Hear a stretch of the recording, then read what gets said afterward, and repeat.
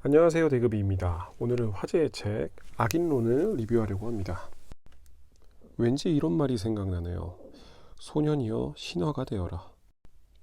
신세계 에반게리온의 오프닝 주제곡이었는데요. 왠지 이 오프닝이 생각나면서 소년이여 악인이 되어라 라는 말이 생각났습니다. 손수연 대표는 정신과 약만 하루에 14알을 먹는 삶을 살고 있습니다. 배트맨 조커도 7개를 먹었는데 조커보다 더 많은 약을 먹고 있습니다. 그것도 매일요. 그런 손수연 대표가 정신과 약만 하루 14알 먹는 자신도 성공할 수 있었는데 한번 악인이 되어 자본주의 세상에서 성공해보는 건 어떻겠냐고 제안합니다. 아니, 약간의 강요를 하고 있는 책입니다. 저는 순전히 악인론이라는 책 제목 때문에 책을 구입했습니다. 왠지 악당의 느낌이 낯간지러운 자기계발서들에서 하는 이야기보다 절 왠지 깨버려 줄 거라는 생각이 들었거든요. 또 요즘 해이해져 있는 제게 악담을 퍼부어 줄 거라 생각을 했습니다. 생각보다 읽어보니 저한테 정말 필요한 말들을 해주고 있었습니다. 심지어 체계적이고 실질적인 실천 방법까지 제안하고 있습니다. 생각보다 친절한 책이었습니다.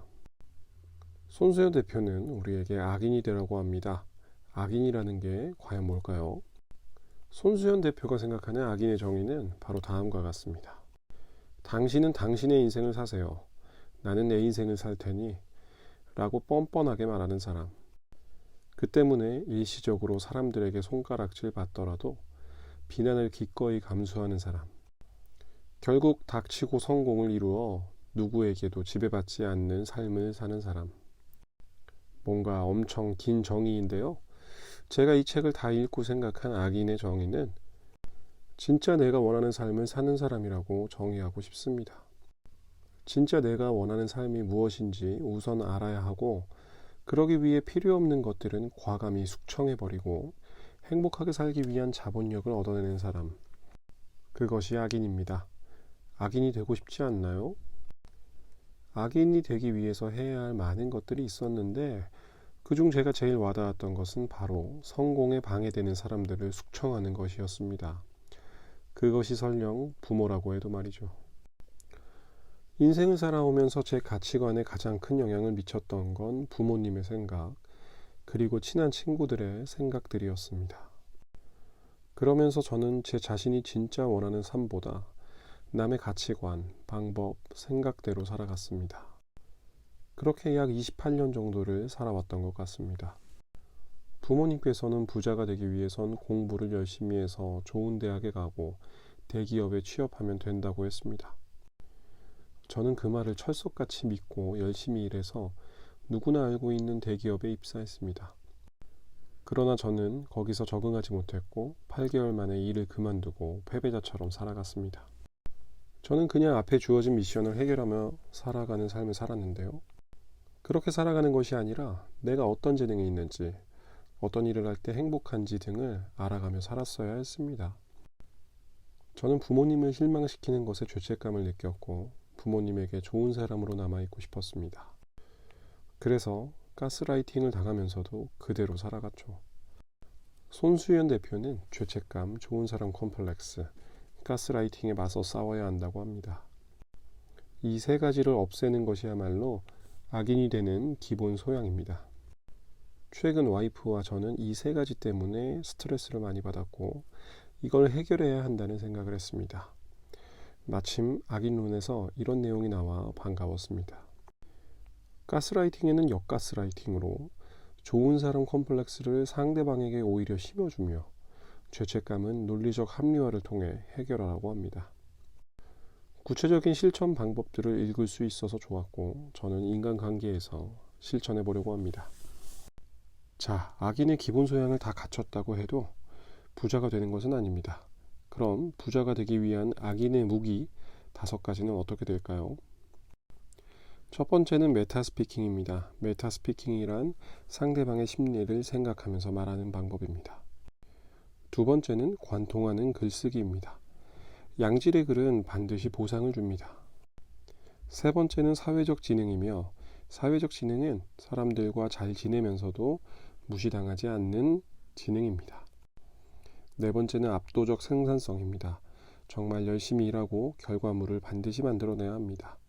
다섯 번째는 펜트하우스 시야입니다. 펜트하우스에서 바라보는 것처럼 위에서 내려보는 것입니다. 장기적 관점으로 어떤 사건에 대해서 바라보는 시야를 길러야 합니다. 이 다섯 가지 무기를 기르는 행동의 원천은 바로 독서가 있습니다. 왠지 자청의 역행자와 비슷한 방법이라고 생각되시죠? 자청의 역행자의 주요 내용은 매일 1시간 독서하고 매일 1시간 글을 쓰고 그리고 그걸 공유하는 것이었습니다. 왠지 비슷하지 않나요? 손수연 대표는 아버지가 책을 꾸준히 읽는 모습을 보고 자신도 열심히 독서를 했습니다. 그리고 말과 글쓰기를 압도적인 생산력을 통해 전자책이라는 컨텐츠를 만들어 입증했습니다. 사람들과 잘 지내면서도 무례한 사람들에게는 대응했습니다. 펜트하우스적인 시야를 가지고 길게 바라보고 나아갔습니다. 결국 성공의 공식, 악인의 5가지 무기는 이렇게 이루어집니다. 독서, 말하기 또는 글쓰기, 장기적인 관점을 가지고 압도적인 생산. 이것은 즉 성공이라는 공식입니다. 저도 지금 독서, 말하기 또는 글쓰기, 장기적인 관점까지는 갖고 있습니다. 하지만 압도적인 생산성을 보이고 있지는 못하네요. 좀 더 열심히 효율적으로 살아가야겠습니다. 이 성공 공식들을 실천하는 건 열심히만 하면 할 수 있을 것 같습니다. 그런데 제가 좋은 사람 콤플렉스를 가지고 있고 가스라이팅을 많이 당하며 살았다고 했잖아요. 이 사람들을 끊어낼 방법 하나만 공유하고 이번 북리뷰를 마치려고 합니다. 손수연 대표는 이렇게 이야기합니다.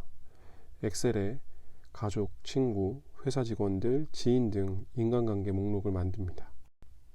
그리고 날짜, 사건 또는 대화, 플러스 마이너스, 사건 또는 대화에서 내가 느낀 감정 및 반응, 앞으로 내가 해야 할 행동들을 적어 나가는 것입니다.